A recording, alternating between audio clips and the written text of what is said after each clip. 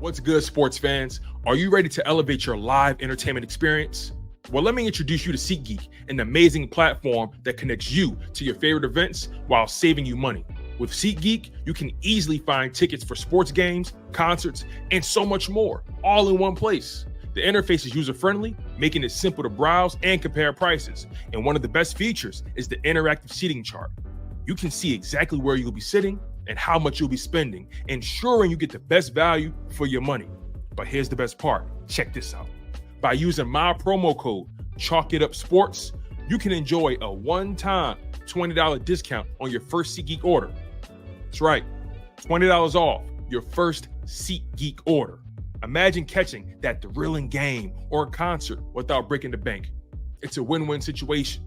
Plus, you'll be a part of a community of fans who eat, sleep, and breathe live events just as much as you do. So what are you waiting for? Click the link in the description to download the SeatGeek app today. And don't forget to use my promo code ChalkItUpSports for a one-time $20 discount on your first SeatGeek order. Get excited. Now let's get back to the show.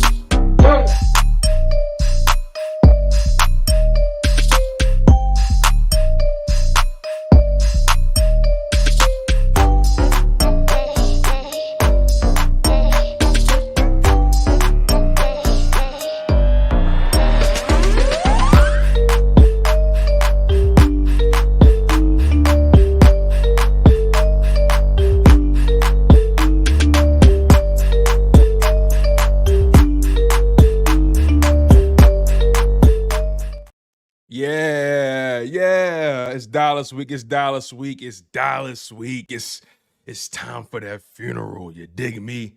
This is your boy, Tone DeShields II. You guys are locked in on a special dose, a Philadelphia Eagles dose of Chalk It Up Sports, where no matter if we win or if we lose, we just got to charge it to the game. And I am supremely grateful to be here with you guys. Make sure you smash that like button.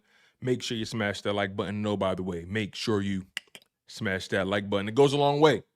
Helps new people find the show, helps the show grow, right? You guys pretty much help me. You guys help this ship. You guys help this ship move. So I appreciate you guys for really helping with the content. Get comfortable, kick your feet up, do what you got to do, put the kids away. I know some of you guys are probably on your way home from work. Maybe some of you guys are going in. It all depends, right? Shout out to my blue-collar workers. Shout out to my white-collar workers. I appreciate all you guys under the sun. You guys know the vibes. It's Tori, Eddie Holmes, Jamal Harris, Bold Brew, Private McClunky. Welcome to the show. Appreciate you guys. KGK, what's going on? Make sure you guys get comfortable. Smash that like button. Your Philadelphia Eagles are 6-2 on the NFL season. Came a long way, though, right? Still got a whole half of the season to go. But it seems like those first few games were a lifetime ago. And now we're at the trade deadline, which just passed or just ended yesterday at 4 p.m. And some people were saying, I heard different opinions, different perspectives. Some people felt like the Eagles should have made a move. Some people felt like the Philadelphia Eagles were justified in not making a move, meaning that they're pretty comfortable with the roster. We've heard from Vic Fangio saying that he loves his personnel. He's comfortable with the guys. He hasn't heard anything about any sort of shakeups. But you've heard both perspectives, and I think both sides have made valid arguments. The side that wanted the trade speaks on the lack of pass rush or believing that they can be much more improved there.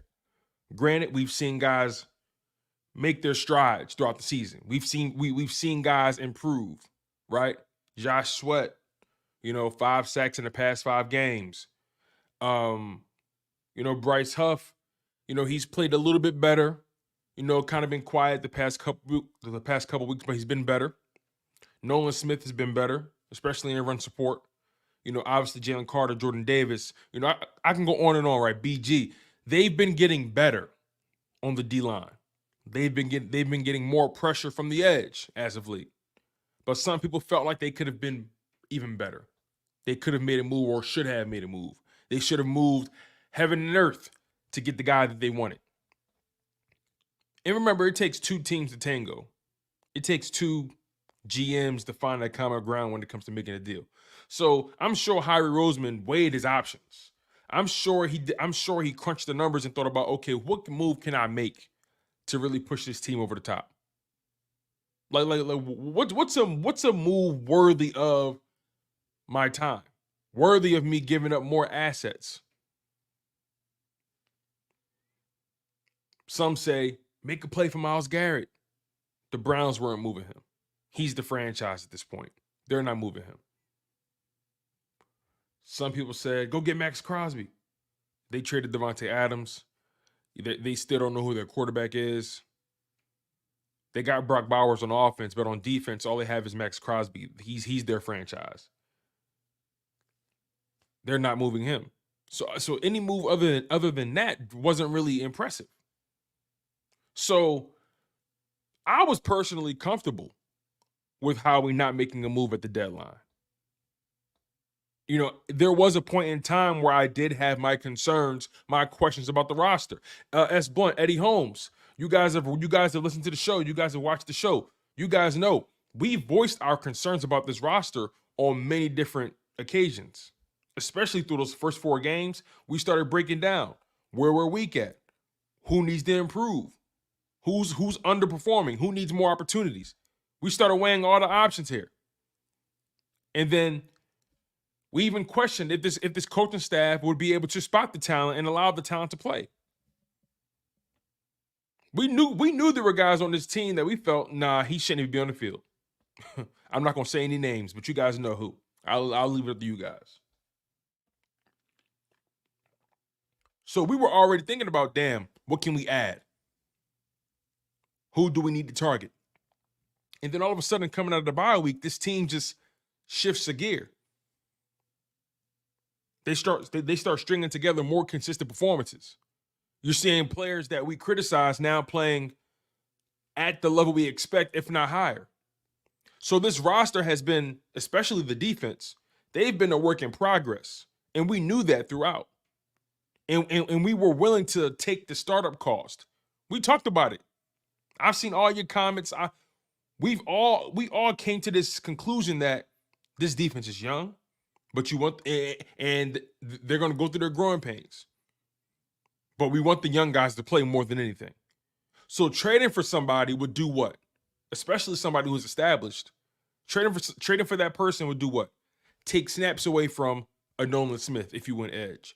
Take snaps away from maybe Nakobe if you went linebacker. Take snaps away from, you pick. But the bottom line is, a lot of y'all felt like we needed edge rusher help. Well, at the expense of what? And how good are they? There wasn't many moves that I saw the Philadelphia Eagles making, or that was possible, that made sense. So I like that. I like that how he remained disciplined. He didn't just make a move to make a move. Sometimes less is more. Sometimes less is more. This defense is getting better and better every week. Their chemistry, their communication is improving. We're seeing these guys, especially at the linebacker position, Zach Bond and Nakobe Dean, we've seen their level of communication to the highest degree. Those guys, I don't know if you guys saw the film or saw the clip. You saw Zach Bond and Nakobe Dean literally passing off the receivers in mesh concepts. You guys know how mesh concepts work. They send 2 receivers over.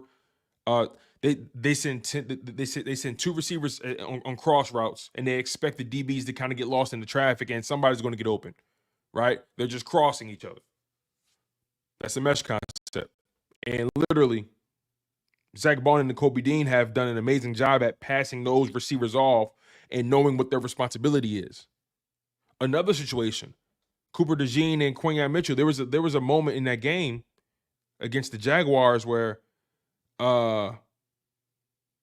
Coop was following a receiver in motion and he tapped the right side of his helmet, looking at Q, said, "Hey, listen, you got the guy to the right. I got the guy right here." Q took on the responsibility. They swapped guys. Cooper DeJean ended up forcing the incompletion. Mirrored his receiver perfectly. You feel what I'm saying? So my point is this team is developing, and they're developing quickly. They're young, but they're showing ability that's ahead of their years. So I'm not upset that Howie didn't make a crazy move on the defensive side. I spoke about the fact that we may not see crazy sack numbers from one individual person. It's going to be a team effort. It's going to be a collective effort. We don't have that A+ dominant pass rusher on this team. We don't. We just don't have that. Somebody who's just going to be able to just get a sack instantly. And some may say Jalen Carter, right? But on the edge is where a lot of you guys felt like we needed the help. So on the edge, we don't have that A+ go and get it edge rusher. We don't. We have pretty much a bunch of B-, C+ edge rushers, if we're being honest. We have C+ to B level edge rushers on this team. At the highest B. We don't have any A+ edge rushers. So there's not going to be that one guy that just could go out and get it. But when you have a collection of guys who know their job, know their duty, who have that chemistry, that can play well, that have shown an ability to play well, they know each other's tendencies, they understand their responsibility, I think you're going to get that production somehow, some way. It may not just be from one source. So again, less is probably more with this Eagles team right now. We're so used to seeing how we make a move at the deadline. We're so used to it. Sometimes less is more. Sometimes the best move you can make is not making a move at all. Because this team right now, just based off what we've seen, on the defensive side, Quinyon Mitchell, Cooper DeJean, Jalen Carter, Nolan Smith, Isaiah Rodgers, Keely Ringo, CJ GJ, Reed Blankenship, and I'm just talking about the young guys, Moro Ojoma. A lot of young guys, Thomas Booker. You got some young talent, Nakobe Dean, Zach Bond. This team is young. They're going to be good for a while if you continue to develop and nurture this talent and pay the right people. So this defense can play now, and they're going to be good enough to play in the playoffs when it comes. They're going to be good enough to play when it comes. Even in this rookie year, Quinyon Mitchell and Cooper DeJean will be ready when the playoffs come. And they're going to be ready for years to come beyond this. So I'm content that the Eagles didn't make a move at the deadline. I'm pretty content. Let me get to some of your comments here. Let's see what we got. Keisha White says, yo, Tone, what's going on? What's going on, Keisha? Tori says, yesterday was the first time in Eagles history that we fielded a full 11-man defense with guys 27 or younger. Exactly. That's a good call by you, Tori. That's crazy.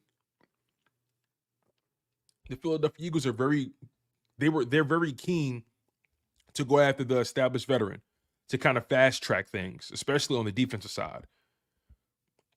But this team has spent most of their money on offense. So you have to develop this defense. You can't just go out and buy a mercenary. You can't. You got to develop these guys. And you're doing it. Just be patient with it. Don't fuck it up. And that's why I'm really glad Howie didn't make the move. I believe Howie Roseman's awareness has reached another level at this point in his career. He's gotten better and better. We have moments to criticize Howie Roseman. Now was not one of those times to do it. Now was not one of those times to criticize Howie. I think we have to be patient with this thing. This thing is cooking. It's on a heater. Just be patient with it. Don't take it out the oven too soon. These guys will be ready. These young players will be ready come playoff time. They will.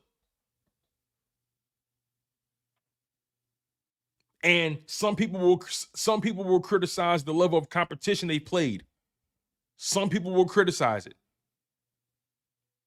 Right, Blunt? Some people will criticize it. Some people are going to question, how good are they, Tone? What about the competition they played? What about the competition they played? Right? Now, here's the thing, right? To that point. There aren't that many spectacular teams in the league. Spectacular. There aren't many elite. I think, me personally, again, I think there's one elite guy and everybody else is either great or good or whatever it may be. But throughout this stretch, let's just talk about let's just talk about who they played, right? And again, this team is young, new defensive coordinator, sprinkled veteran leadership, but not much. Average age of that defense is what, 27, 28? Average age. So they're young. You come out of the bye, you play the Browns. Their quarterback is struggling. Their offense is anemic. On the defensive side, how much do you hold them to?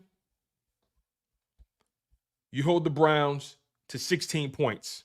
Technically, you held them to 9 because the kick got blocked. So technically, you hold the Browns offense to 9 points. The following week, you play the Giants. And again, to hold any offense to 9 points is very good. And you had about 5 sacks in the process.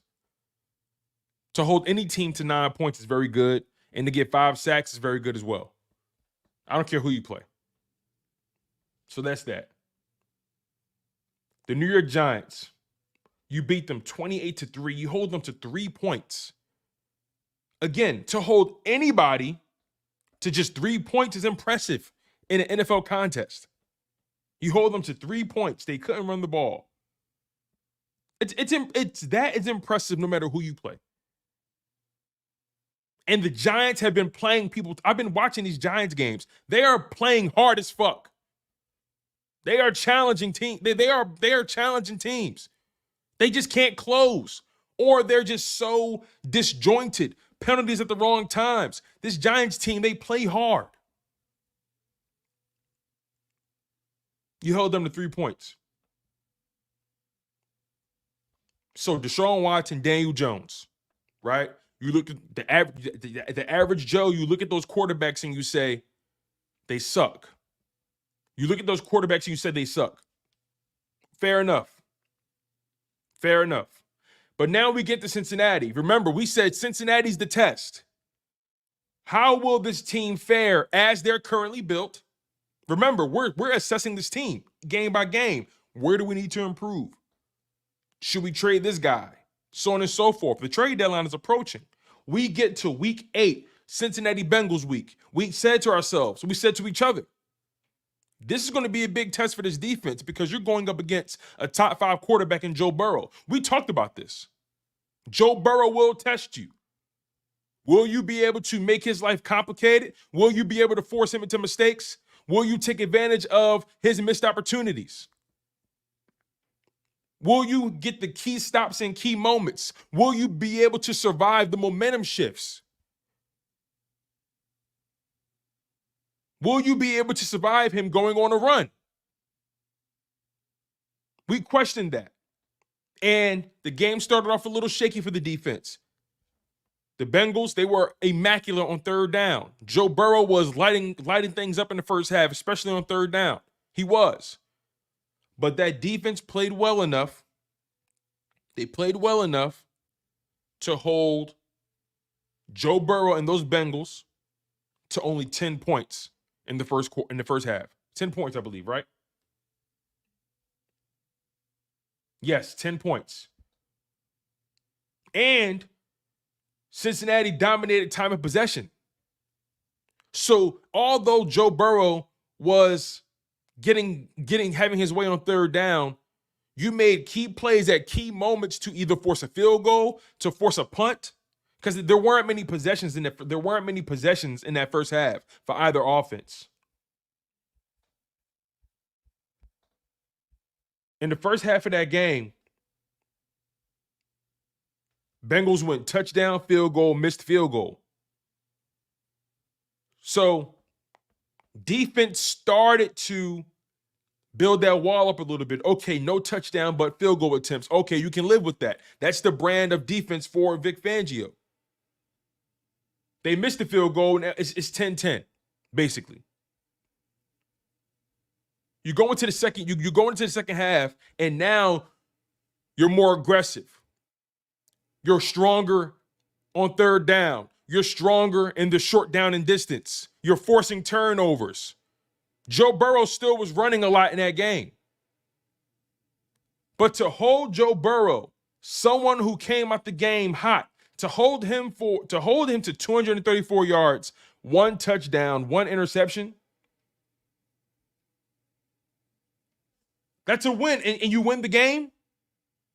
And you win the game? That's a win. You see, these stellar quarterbacks are going to get their numbers.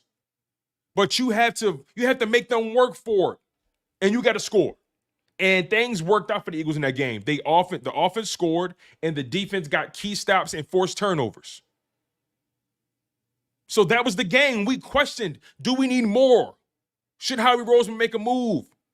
That was the game we asked. Can they handle a quarterback that's that good? And they showed that not only can they, but they can force some turnovers in the process. And they can score some points on the road. That was a big game. So then you follow that up, and you got Jacksonville at home, and you dominate that game, but you gave them life. You gave them life. We know it wasn't because of the personnel. So all I'm trying to say is, I see a defense that has the luxury of growing while playing a schedule that's favorable. The Eagles have one of the easiest remaining schedules in the NFL. For a defense that's still developing, young players who have had their fair share of matchups. Even though the schedule hasn't been the hardest this year, these young guys have had their fair share of tough matchups. Quinyon Mitchell's had to go up against Mike Evans, Amari Cooper, Romeo Doubs, Christian Watson, Drake London, Ray McLeod. He's had to go up against Chris Olave, Chris Godwin, Malik Neighbors. He's had to go up against some talented guys. So he's been getting his work. Cooper DeJean, since the bye week, he's been getting his work as well. So Howie Roseman did the right thing, not making a move at the deadline. I think he did the right thing. When you add a new person, you gotta take time out to get that person up to speed. And I think he liked their depth on defense, because I know when we think about the trade deadline, none of us were thinking about offense, right? We were pretty much thinking about the defensive side. And we know on offense, Jalen Hurts and Saquon Barkley, this team will go as far as they go. Jalen Hurts and Saquon Barkley gave this team hope. Even when you think about Nick Sirianni's poor decision-making throughout the process, when this defense plays well, Jalen Hurts and Saquon are in sync, nothing can stop this team but Nick Sirianni. His decision-making has been very cataclysmic. I really hope a conversation was had. Throughout this week, because there's no way he can make those kind of decisions and expect his team to overcome them every single time. It's not fair to them. They work too damn hard for him to rob them. Anyway, man, let me get to some of your comments. I appreciate y'all for locking in. Make sure you guys smash that like button. I'm your humble host, Tone DeShields II. You guys are tuned in to Chalk It Up Sports, where no matter if we win or if we lose, we just got to charge it to the game. I really appreciate the love and the support. You guys know what we do here. Make sure you guys also support the Chalk It Up Sports merch. Oh, and by the way, Green Wingman, I mailed out your jersey. I mailed it out. I should actually send you an email today. I mailed that out over the weekend. Hopefully you got it, brother. Hopefully you got it. Let me just double check something. I'm pretty sure you got it though. But yes, make sure you guys continue to support the show, support the merch. If you go on my YouTube channel, all the links are everywhere. You can pretty much see the merch everywhere. You can't miss it. Links are in the description on my Twitter. Make sure you guys continue to support the show. Really appreciate that. And smash that like button if you guys haven't already. Let's see here. Deshae Shaver says he's not consistent anymore. Yeah, well, who's he talking about? Hold on. Oh, okay. He's talking about something else. Anyway. As Blunt says, defense gave up 16. Yes, you're right. In that Jags game, they really only gave up 16. They really only gave up 16 points.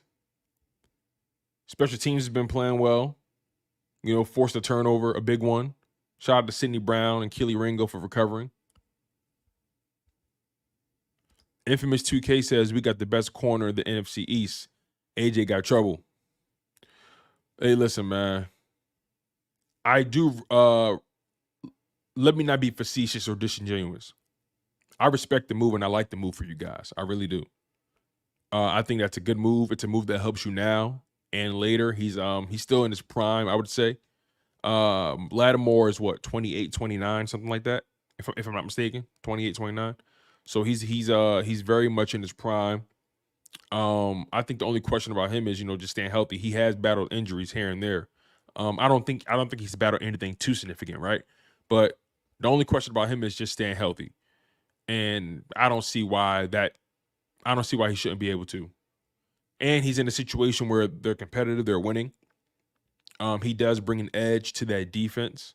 But again, just how we have to deal with Marshawn Lattimore has to deal with us. He has to deal with A.J. Brown and Devontae Smith. He has to carry that load. So much respect to the move. And I think it's a smart move. It's a win now move. So the Washington Commanders clearly believe that they have a chance to make some noise in this upcoming playoff run. And they should feel that way. They have a quarterback who's playing well, who's accelerated their rebuild. Jaden Daniels has accelerated their rebuild. Like, you draft a player because you think he's going to be good, but I don't think they even anticipated him being this good this early, right? He's playing well. And the league doesn't have that much film on him because he's a young player. We're going to see him develop over the next few seasons, and he's going to stabilize, right? As of right now, he's the new kid on the block. He's having that CJ Stroud vibe. He has that CJ Stroud energy on him right now. He has that CJ Stroud magic on him right now. So they're going to be a player for the foreseeable years as long as he stays healthy. And they're going to be an issue for the Eagles this year. But I think the Philadelphia Eagles is going to take care of business. Simple as that. They're a good team. They're 7-2 for a reason. You gotta respect it. And I respect the trade deadline move. But they still got some heavy lifting. This ain't gonna be sweet. It ain't gonna be sweet at all. So, again, Marshawn Lattimore, great move for you guys. Great move. But you still got some levels to climb. But best record in the NFC East, kudos to you guys. Kudos. I like to judge some of these guys a year after they get their notoriety. You know what I'm saying? The rookie year, I don't read too much into it when a guy is great, and I don't read too much into it when a guy is just bad, right? I treat rookie years for what they're worth. Rookie years. Either you're going to just come out the gate busting, or you're going to struggle, right? Some guys in between, but when it comes to these big name guys, you got to be patient with them and see how things stabilize when the league sees them for a year or so. And now we're seeing CJ Stroud. He's having to carry much more of a load without Nico Collins, without Stephon Diggs. And I think Nico was supposed to come back very soon. He's supposed to come back maybe this week, I think, if he's on schedule. Nico Collins, that is. So, and then on top of that, CJ Stroud's offensive line hasn't been great. Hasn't been great at all. You know, he's been having to carry a lot more, and he hasn't looked as good as last year. He hasn't played as clean, right? Is that any indictment on his talent? No. We know he can play his game. We know what he can do when his supporting cast is there, right? We know what he can do. Jordan Love, he had his breakout season last year. He became the darling of the league. Everybody fell in love with Jordan Love. This year, he's had to battle injury, of course. Don't want to use that against him, but he's had to battle injury. He's played most of these games. I think he missed maybe one or two, right? I can't remember how many games he missed. But Jordan Love has played, and he's turned the ball over at least once in every single game this year. And he's the highest paid quarterback in the NFL. But, well, Dak Prescott is now. But Jordan Love, a lot of magic last year. This year, came back down to earth. And he wasn't a rookie last year, but it was his first year really getting the starts. First year of them really leaning into his game. And then this year, he's struggling. He's struggling. So all I try to do is just, you know, appreciate these quarterbacks when they play well.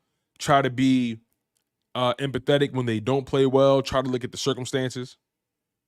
You know, as of right now, the Washington Commanders, they're in a good spot with their quarterback.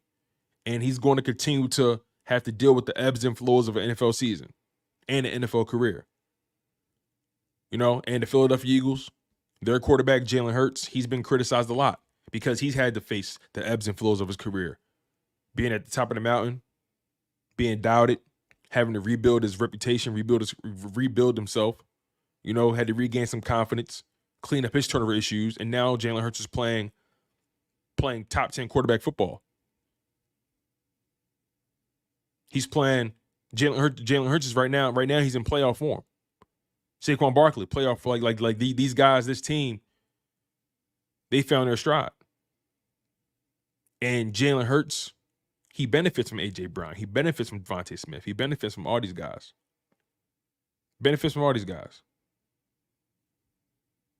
So it's going to be really competitive. It's going to be really, really competitive. I'm really excited about what's going on in the league in general, right? The Washington Commanders, and by the way, the NFC East is a two-horse race. It's a two-horse race. Washington and the Eagles are clearly the only teams in the running for the NFC East. The Cowboys, we play them this week. The Eagles play them this week. That's going to be really hard to watch for them. I think we beat them by 20 points. I think we beat these guys about 20 plus points. I really, really believe that. And Washington, you know, their schedule is, I don't want to say favorable, but their schedule is we're going to see how good they are. They got Pittsburgh coming up. Giants are just, you know, they're going to remain in the middle of the pack, slightly below mediocre. So yeah, this is a two-horse race. And let me get to these super chats, man. Shout out to my man Joseph Robinson with the $2 super chat. Thank you, brother. I really do appreciate it. He says Nick is Philly, my guy. And he also says, love your content, bro. Thank you for the super chats, Joseph. I really do appreciate it. I really do appreciate it, my friend. And for that, I'm going to make sure that you get your wrench. All right. You are now a moderator, my friend.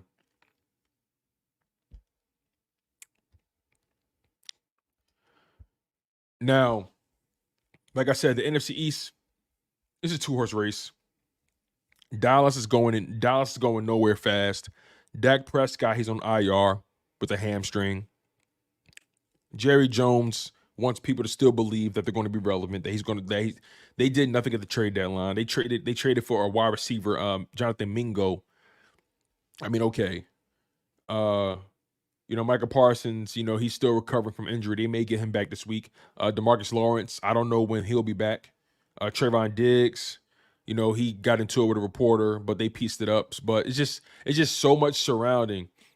It's just so much surrounding the Cowboys other than good football.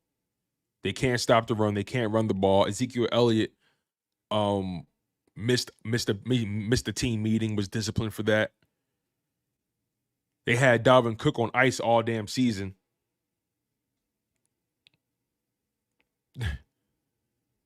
I mean, Dak Prescott, even when he was healthy, wasn't playing well at all. They've just been awful. They've been fool's gold. They've just been flat out awful. They've been fool's gold for as long as I can remember. I never take the Cowboys seriously. They're just a team that you just cannot ever put your money on ever in life. And the Philadelphia Eagles and the Washington Commanders are going to make sure that the Dallas Cowboys can never come up for air. The Cowboys are too far behind the Commanders and the Eagles right now. They're too far behind. They paid Dak Prescott all that money, which I believe was, I feel like it was a mistake. I always felt like it was. I felt like, what's the point in paying him? You've seen him for X amount of years. You know what he's going to give you. You know the ceiling. Don't pay him. Don't pay him. You know you got to find another quarterback anyway. So, hey, don't pay him. If he don't show up, all right. I'll get a top 10 pick, find my quarterback. So, just bad business moves. They owe, Dak Prescott and CeeDee Lamb's cap hits for next year is insane. Insane. That's why the Philadelphia Eagles are going to always have the edge, because not only do they clear the Cowboys in terms of personnel and relevance, but the Eagles clear them in terms of how they handle business. Handling business. Like I said, Jalen Hurts and Saquon's contracts, as long as, listen, they give the Eagles a chance in any situation. And their contracts give them a chance in every situation. There's no contract the Philadelphia Eagles, A, can't get out of, or B, they're not happy with the terms. There's no contract that the Philadelphia Eagles have on roster, on paperwork, that A, they can't get out of, or B, they're not happy with the terms. But I bet you, the Dallas Cowboys, when Jerry signed that dotted line with Dak, he wasn't happy about giving him that money. Stephen Jones, they wasn't happy about giving that man that money. CeeDee Lamb, they wasn't really happy about giving him that contract. Their hand was forced, like it always is. So I can't take the Cowboys serious at all. It's Eagles all day. Washington, they just getting used to being relevant. So we're gonna see if Washington can hold their water. See, Washington ain't been through nothing yet. They ain't been through nothing yet. They haven't faced adversity yet. We'll see who they are. We'll see who they are when things start to get a little tricky, when that pressure starts to mount, when the expectations start to come. As of right now, nobody got expectations of Washington. They just happy to see y'all playing well. Y'all just happy to be there. But trust me, we're gonna find out. We're gonna find out if Washington for real or not. We're gonna find out real soon. I can't wait for that game. I can't wait. But as far as the overall NFL, the conference in particular, the Philadelphia Eagles are in the mix. They're in the mix. Kyle Kokorski says, Tone, me personally, all we have to do against Dallas is run the ball. I agree, bro. Just run the ball at their ass. They ain't going to stop it. They going to check out. They're going to check out, bro. Lathan Mahia says, hey, what's up, Tone? What's the best way for Fangio to get Sidney Brown on the field without ruffling feathers in the locker room? I think Brown could take over for Gardner Johnson.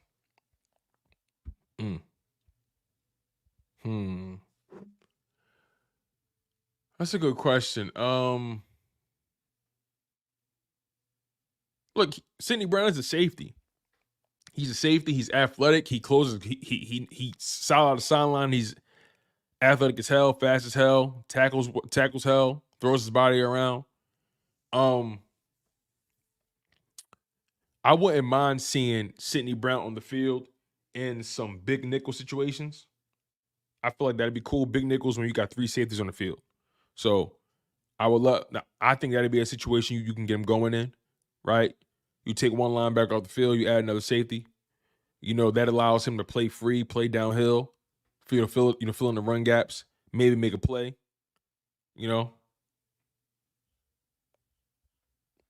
But I like CJGJ though. I like him. Chris Scott says, I worry about 2 teams, the Ravens and ourselves. I think there's a few more teams for us to pay attention to, but I feel you though. The Eagles, in my opinion, I think they are contenders. K Order Green says Brown can get on the field and dime in the slot over Maddox.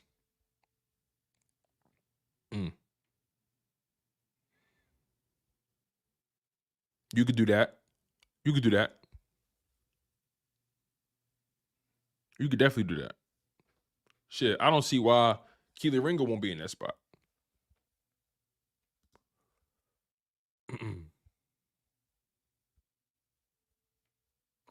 S. Blunt says, any concerns entering this Cowboys game with Dak out? No, I'm not concerned at all. Not one bit.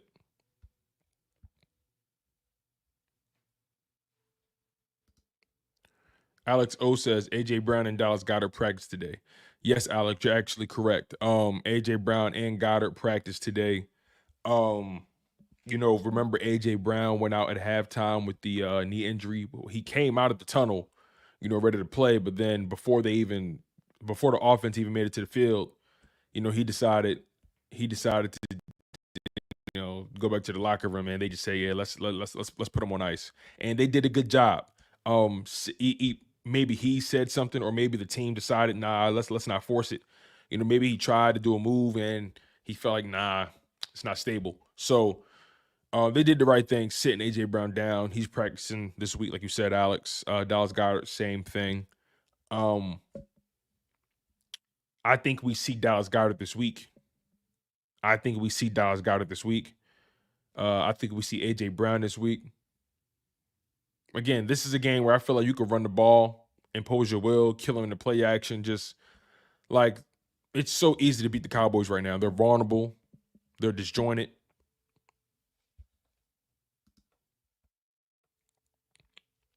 Jay says our defense is good. Let Fangio cook. Yes, I agree. Let Fangio continue to get these guys ready to go. They've been doing a great job responding to the coaching. I love where they're going with these players. I love how well they play together. They have chemistry. They're communicating well. One of the things that was lacking, not only from that Super Bowl that we lost to the Chiefs in the 2023 season, but we lacked communication on defense. Guys weren't communicating well. Guys didn't know what their role was, what their job was. These guys are communicating very, very well right now for a young team. And they're growing together. A lot of your defense is on rookie deals. Nolan Smith, rookie deal. Jalen Carter, rookie deal. Jordan Davis, rookie deal. Jalen Hunt, rookie deal. Nakobe Dean, rookie deal. Quinyon Mitchell, rookie deal. Cooper DeJean, rookie deal.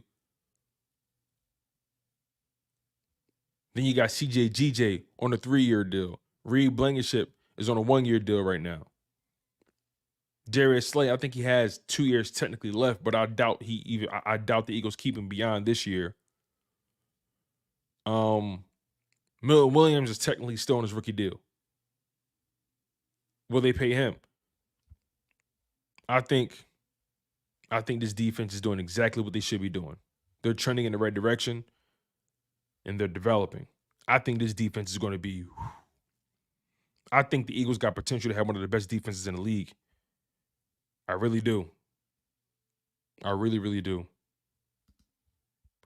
Chris Scott says, if we make the championship game and play Detroit, it better be at the Link. Well, the only way it would be at the Link is if Detroit ends up having a better record than us when it's all said and done. If we end up having a better record than Detroit, and we just so happen to meet them in the NFC Championship game, then yeah, it'll be at the Link. So that's not really on them. That's on us, right? Get a better, end the season with a better record than them. And hope they lose, I guess.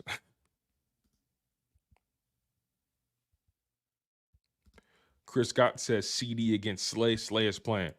Oh yeah, I heard Slay was doing it right too.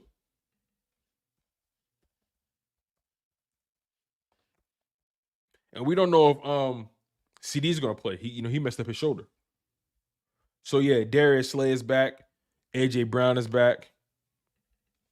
Dallas Goedert practicing as well. I know Jalen Hurts. He didn't do too much today, but I don't think nothing's wrong. I'm pretty sure it was probably rest, taking it easy. That's what I think. Jameer Adams says we a top 10 offense and defense. That's a fact. That's a fact. But a lot of people are going to try to poke holes in that, especially on the defensive side because of who we played. And I don't think that's fair to do because you play on a schedule. You do what you got to do. But also, you do want to tread lightly and make sure you continue to be ready when you are tested. And I think the Philadelphia Eagles have so far throughout this 4-week span, they were tested once, and that's from Joe Burrow. They were tested from a quarterback perspective, and they answered that test with flying colors. Oh, Lathan says, do you think Howie and Lurie have a problem with this style of a balanced offense? I think this style can take us far in the playoffs. I think it can take you far too. My thing is, if your team is winning, you're dominating opponents, you're putting up points, everything looks like a well-oiled machine, what difference does it make? What difference does it make? My man Green Wingman with the $5 super chat. Hey, Greeny, listen. Be on the lookout for your package, my man. Be on the lookout. You should be receiving it any day now. When I mailed it out, they tried to say that the apartment address, like the apartment, like it wouldn't accept the apartment number or something like that, Greeny. So thank you for your super chat, but be on the lookout for your package, man. Be on the lookout. Be on the lookout for your package. I don't want nobody to take that shit. So just keep, I don't know if you're at an apartment. I don't know if you're at an apartment building or a complex, but for some reason the post office their system wouldn't take the apartment number. So it has the address. Just be on the lookout for it, Greeny. Be on the lookout, bro. Just check around every day, man. It's going to be in a white pouch. A white pouch.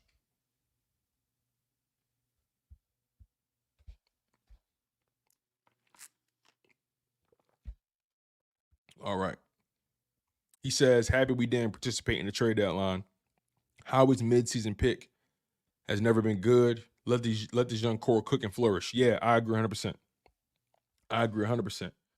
Continue to let these young guys play. There's no reason to upset what they got going on right now. There's no reason to accept what they got going on right now. No reason to upset it at all. They are getting better. You see it every game. There's always a game where one of them or two of them or three of them is shocking us, right? We've had like for 2 weeks in a row, Cooper DeJean has gotten stops at 4th and 1. He's sticky in coverage in the slot. I mean, Nakobe Dean and Zach Bond making plays, interceptions, sacks, tackles for loss, tackles in the open field. Josh Sweat has come on. Isaiah Rodgers and CJ they made it like you're seeing guys in his defense making plays and everybody's getting their fair share. Quinyon Mitchell, he's going to get his interception. It's coming. Coop, his interception's coming, but Cooper's had some pretty dope plays as well in big moments. Keep pouring into this thing, man. We're pouring cement into it, and we just got to let it dry. Just let the cement dry. Let this shit dry. I love the trajectory we're on right now. We talked about this in the offseason. I said, hey, listen, this defense, we're going to know exactly, we're going to know where it's going around week 8, week 9. maybe week 10. I said that. I think I'm on record saying that multiple times. We're going to see between week 8, week 9, where this defense is trending towards. We're going to know if they got some players. We're going to know if Vic Fangio is the guy. We're going to know if whatever he's teaching is working. And we've seen these guys get better and better and better every week, and they've answered the call against the best of the best, the worst of the worst, making plays, responding to momentum, not panicking, holding teams to less yards, less points than expected. They're tackling better. Yeah. Let this young core cook and flourish. Thank you for the super chat, Green Wingman. M. Hicko, what's going on? With the $5 super chat, says here, I've noticed Jalen Hurts not going low on tush pushes a couple of plays that might lead to injury. Your thoughts? I don't know. I don't know if I have too many thoughts about that. What I will say is, though, is, I understand that the brotherly shove didn't work like we're used to seeing it work. And we've never seen the brotherly shove stop that many times. In short yardage situations like that. It made us look human to an extent, in that situation. But I don't want us to not be aggressive, but I also don't want us to be reckless either.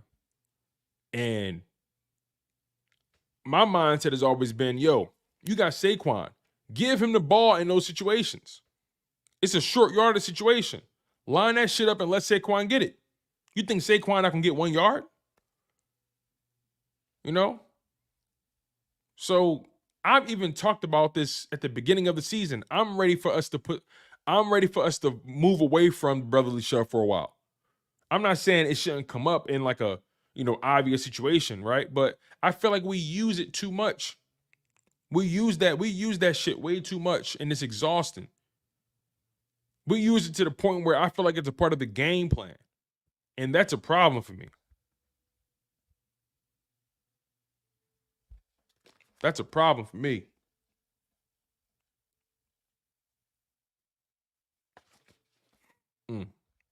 Thank you for the super chat. Miko. I'm just going to call you Miko.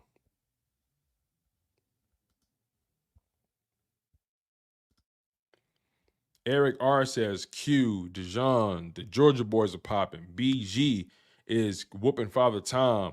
Brown is coming along strong. It's Bond. Like, yeah, you're right, man. Like, everybody is developing well. They're playing well.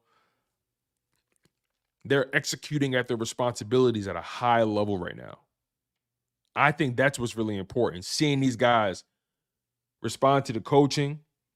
We've seen so many guys come in this building and try to coach Vic Fangio's style or his scheme. Sean Desai tried to do it. He failed. These guys didn't respond. Fangio comes in, the architect, and he got these guys playing well. Got them believing in what he's asking them to do. And they're communicating at a high level. They're communicating at a higher level than they have in the past 2 years on defense.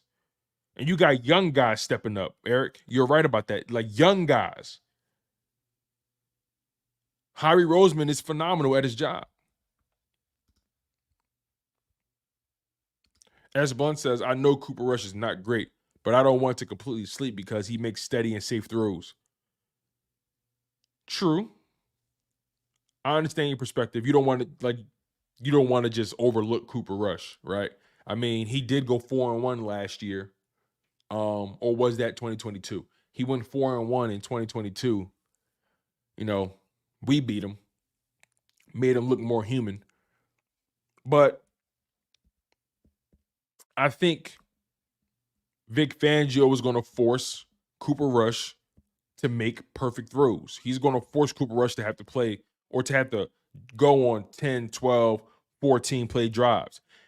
Cooper Rush is the kind of player where you can either be real aggressive and try to get to him early, or you can just really do what you normally do and wait for him to make a mistake, right? Put him in 3rd and long situations and don't let him convert. Force him to go the full length of the field. Force him to go on 14-play drives. And I don't believe Cooper Rush can go on a 10, 12-play drive and score a touchdown. I don't believe he can. I don't. Especially when the Cowboys can't run the football. They can't run the football. That's the difference between when Cooper Rush played this before. Zeke and Pollard were cooking. But now, they have no running game. None. They can't block. And they can't stop the run. So, yeah, I don't want it to seem like I'm sleeping on them, because I'm not sleeping on them. Trust me, I'm not sleeping on these guys. But what I am saying is, we should whoop their fucking ass. No pun intended, man. We should dog walk these guys. And I know we said that about Jacksonville. But coming off of the way Jacksonville ended and the criticism that Nick got, I bet you Nick take the field goals next week or this week. I bet you Nick kicked some field goals this week. I bet you that.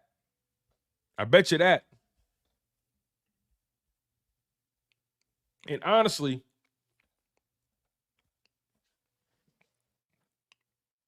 I'm glad this game is turning out the way it's turning out, because we got a Thursday night football game against Washington, primetime. Everybody's going to be watching that game. Everybody's going to be watching that game.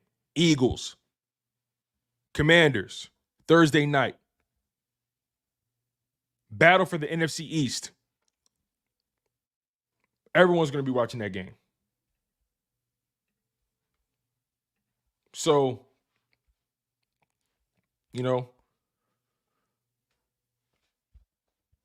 I think we smoke these guys. Jose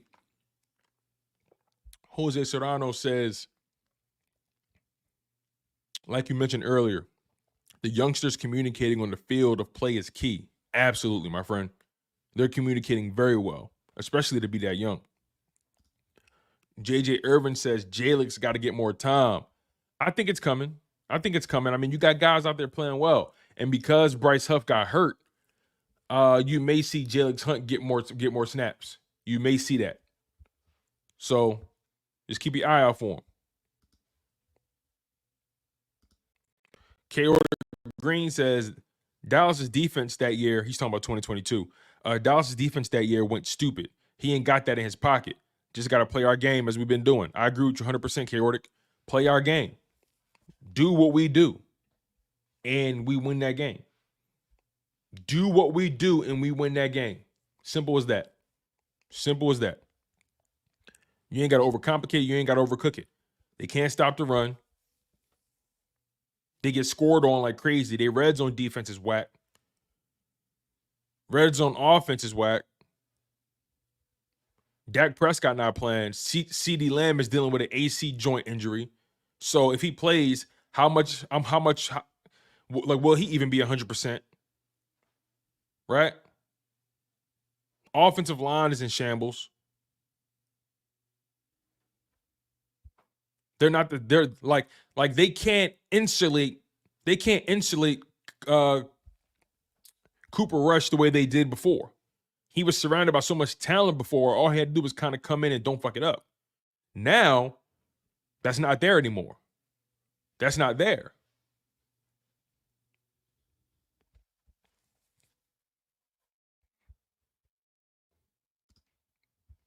Chris Scott, he says, I think when Vic thinks Jalen Hunt is ready, he'll play a lot more.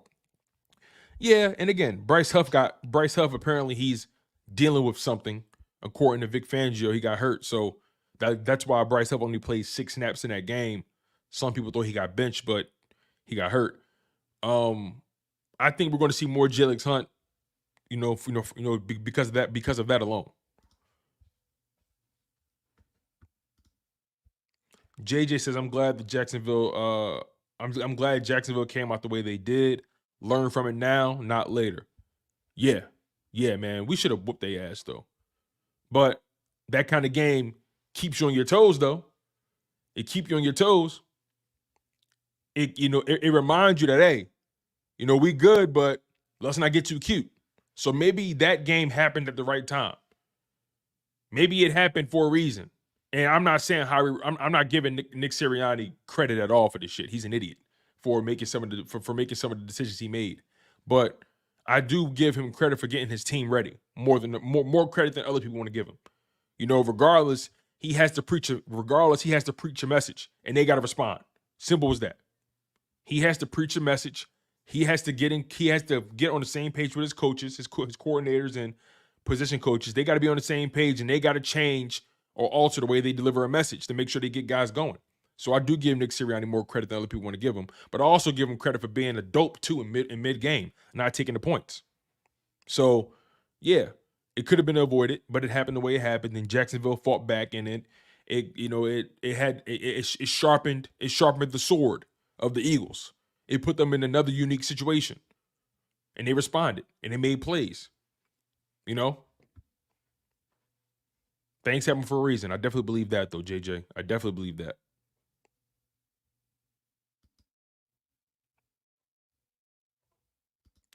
Eric R says, I want to see Hunt and Shipley play more. We rely too heavily on 3 or 4 guys when we have more weapons at our disposal. That's the only thing I hate. When you got guys like this and you pay them, this isn't like a foreign concept. Like, teams funnel touches to their best players. That's what you're supposed to do. Teams want to put the ball in the hands of their best players. Nico Collins doesn't put up the numbers he puts up because CJ Stroud is trying to spread the ball, or Stephon Diggs,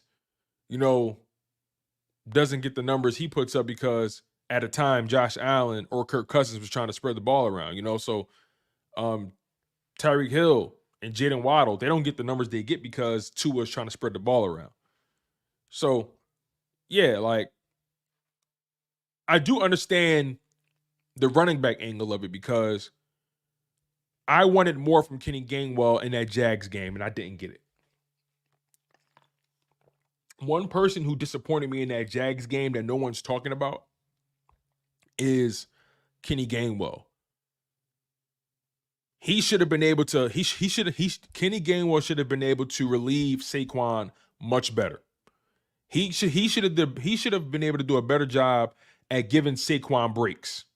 Because when Saquon wasn't on the field, Kenny Gainwell barely was getting yards. So, to be accurate, I want to make sure I say exactly what I'm trying to say here. Okay, Kenny Gainwell, where is it? That's the wrong game. Okay, Jacksonville. Against Jacksonville, Kenny Gainwell had five touches for 9 yards, 5 rushes for 9 yards. His longest run of the day was 3 yards. Longest run of the day was 3 yards. And I know Kenny Gainwell is better than 3 fucking yards. I know he's better than 9 yards. So if we want Saquon to be optimized the way we need him to be, if we want him to make the season and still run hard at the end of games, Kenny Gainwell has to do a better job at being a threat. He has to be a bigger threat when he gets on the field. Whenever Saquon says, "All right, I need a break," Kenny Gainwell, can you get at least 4 yards of carry behind this offensive line? So at the very least, they can stay on schedule with a drive. If Saquon breaks for a 30, 40-yard run and you end up on the opponent's 30-yard line or 40-yard line, and Saquon goes to the sideline, Kenny Gainwell, can you get 4 yards so we can get 2nd and 6? We stay on schedule. Can you do that consistently?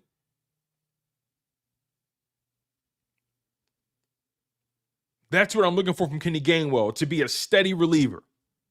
to be a steady reliever. And he has shown that he can run hard. He's shown that he can hit the hole. Pause. We've seen it. But he has to be more consistent in relieving. To me, it seemed like he was doing too much falling, or just it seemed like he barely was able to breathe back there. And I know Saquon is amazing, but damn. Kenny has to do a better job of relieving.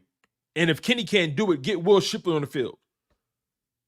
Put Will Shipley in more situations. Maybe he'll run with some passion on a more consistent basis. Because I've seen Kenny run with passion this season, but he hasn't been consistent. And he should know that his touches are going to be selective and minimal.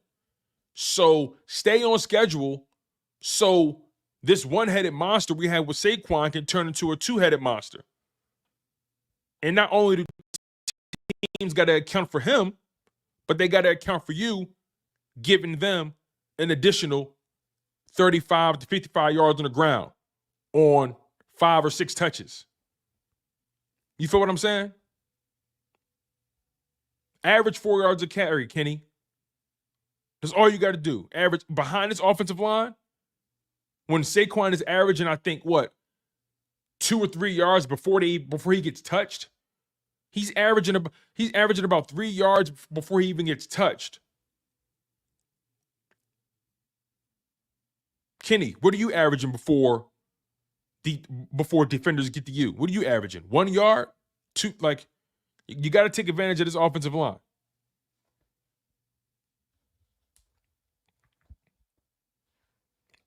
As Blunt said, 30 touches is way too much versus the Jags. I agree 100%. And that falls on Nick Sirianni somewhat for putting the team in that situation, but I agree 100%. 30 touches for the Jaguars is insane. And I saw Saquon. He kind of looked like he was lagging a little bit. He looked like he was lagging a little bit on the back end of that game. That's just me. 30 touches against the Jags is too damn much. We could have won this game with Saquon probably having 20 touches on some real shit.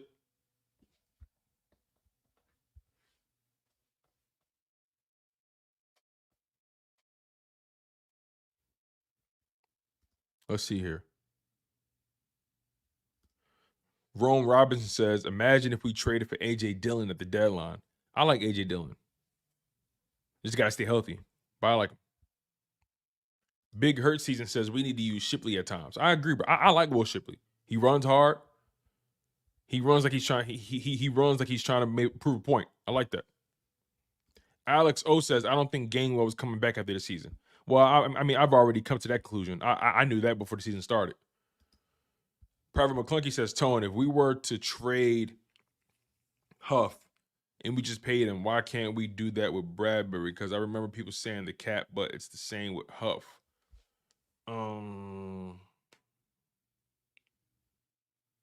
Well, you can't trade an injured player for one. So he's on IR. You can't trade somebody who's injured.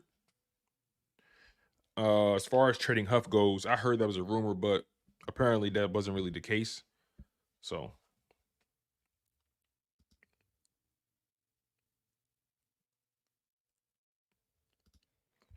Eric R says, yeah, that's what I'm saying. We need to play these guys to a point where if Barkley needs a breather, he can get that. If we have a lead late, he can be taken out of the game. Yeah, I agree 100%. I agree. You got to do a better job at taking care of Saquon. He shouldn't have had 30 touches versus the Jaguars. He shouldn't have. And then you got a short week after this one. So you don't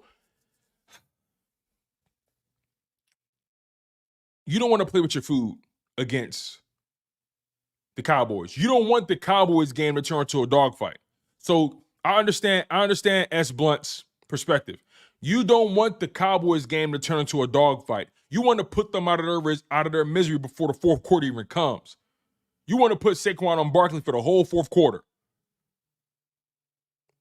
Because you got Washington on Thursday. You do not want that Cowboys game to turn into a dogfight. Kenny Gainwell's contributions are going to be even more important this Sunday. Kenny Gainwell was going. These next 2 games, Kenny Gainwell has to be so much better. This I know this is a undersold or under discussed conversation point. I know we're really in the weeds here, Eagles fans, but I believe these next 2 games are going to be pivotal for Saquon Barkley and Kenny Gainwell. You don't want to get into a dogfight when you still fight, when you still battling the Cowboys in the 4th quarter. You don't want that to happen. You want to get up on them early, smother them, put Jalen Hurts and Saquon on ice for the rest of the game. Also, Kenny Gainwell has to do a good job this Sunday of relieving Saquon Barkley. Right? And then when we get to the Thursday night game, again, short week, you want to have as much Saquon as you can because you're going to have a long recovery. You ain't got to play Sunday after that. So you want to make sure you go into that Thursday game with the best version of Saquon that you can. And Kenny Gainwell's relief of him is going to be super important this Sunday and next Thursday. And don't be surprised if you see Will Shipley get more touches through these next 2 games. Because you know that Washington game is going to be physical, and it's going to be that's going to be a dogfight. You want to have Saquon Barkley as healthy as possible. Simple as that. All right, let me read a couple more comments, and then we're going to get out of here. I appreciate y'all for locking in on the show. It means a lot. S. Blunt says, I wonder if Shipley can block the blitz. Well, Will Shipley, he's willing. He's going to try. He's not going to whiff on it. He's going to get hands on the dude, and it may not be perfect, but he's going to throw his body at him. He's going to throw his body. Lathan Mahea says, at this rate, we're going to run Barkley into the ground. We need him fresh for the playoffs. Don't think like that. It was just one of those games. Don't think like that. I think they're monitoring this. I think they're monitoring this. Trust me. Don't think like that. I think they saw what they did in that Jags game and they knew they wasted some reps from Barkley. Granted, they needed them, but still. I think they've been doing a pretty good job with his usage up to this point. I haven't had a problem with Saquon Barkley's touches until Sunday. So I'm okay. I'm okay with his usage. I really am. As a matter of fact, let me see how many touches he's averaging a game for the season. Let me see.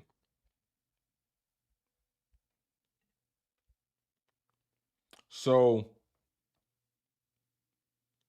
okay, so in 2024, he is averaging a career high in rush attempts. So I will say that. He is averaging a career high in rush attempts. But he's also averaging a career low in receptions per game. So although his rush attempts are at a career high right now with 19.6, his second highest is 18.4, which is in 2022. So he's averaging more rush attempts this year with 19.6 attempts per game, but he's averaging less receptions per game. The least he's averaged in his career with 2.5 receptions. So on average, let me see here. For the season, because Saquon Barkley has a grand total of 177 touches on the season.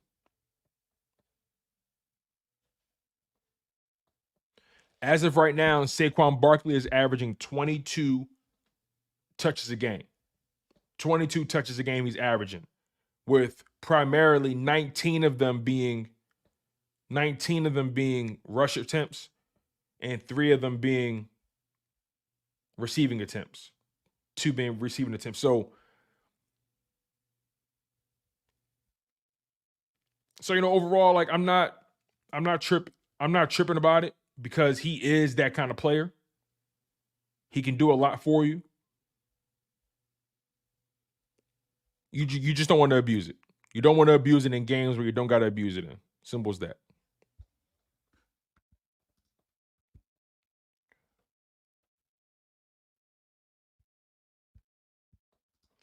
K.O. the Green says the number of carries in his pass might be low due to the Giants getting blown out, being forced to pass more in the second half of games too. Yeah. So, again, like he's pretty much like his usage was higher. His usage was well, you can't really say that. His usage is pretty much on par. His touches, his opportunities, they're pretty much on par. You know, that's what I'll say. Anyway, I'm about to get out of here, y'all. I appreciate the love. I appreciate the support, man. It means a lot to me. I appreciate all you guys who've been here. I hope all of you have had the opportunity to smash that like button. Real quick, we got over 100 people in the live stream. Can you guys go on a like flurry real quick? Give me a nice little run of likes, man. We got over 100 people on the live stream. Everybody, make sure you hit that like button before you get out of here. Once again, the like button is currency in this YouTube space. Really helps the content grow. And also, make sure you guys go check out the Chalk It Up Sports merch. We have some pretty dope items on there. We got hoodies, we got sweatshirts, we got oversized tees, man. And they all come in various colorways. The hoodies, they come in green and a black and a charcoal gray. You feel what I'm saying? The sweatshirts, they come in black, army green, and gray as well, like a light gray. The oversized shirts, they come in an army green, a tan. You know, the bottom line is we're giving you guys a bunch of different colorways for the merchandise. You know, the Apex Predator shirts for Jalen Hurts are some of the hottest. It's the hottest merch you'll see out there, man. I mean, Jalen Hurts is playing at an apex level. Jalen Hurts has been one of the best quarterbacks over the past 4 games. That's a fact. Jalen Hurts has been one of the most productive quarterbacks over the past 4 games. That's a fact. He's been one of the most efficient quarterbacks over the past 4 games. That's a fact. You feel what I'm saying? Jalen Hurts right now is averaging a career high in completion percentage. You feel what I'm saying? He's been efficient. He's been delivering the rock. The Eagles lead the league, I believe, in explosive plays or something like that, or like plays over 20 yards or 40 yards. Like even with this running game, the passing game is still explosive. The running game is explosive. So, again, make sure you guys double back and check out the Chalk It Up Sports merch. Jalen Hurts is playing at an apex level. That's a fact. You feel what I'm saying? So I appreciate all of you guys. The links are available down below. The links are available in the live stream on the YouTube channel, on my Twitter. You can't miss it. So make sure you guys lock in on that, okay? I really do appreciate it. And again, make sure you guys smash that like button before you get out of here, man. It means a lot to me. It means a lot. All right. That's the show. I've been your humble host, Tone DeShields II. You guys have been locked in on the Philadelphia Eagles edition of Chalk It Up Sports, where no matter if we win or if we lose, we just got to charge it to the game.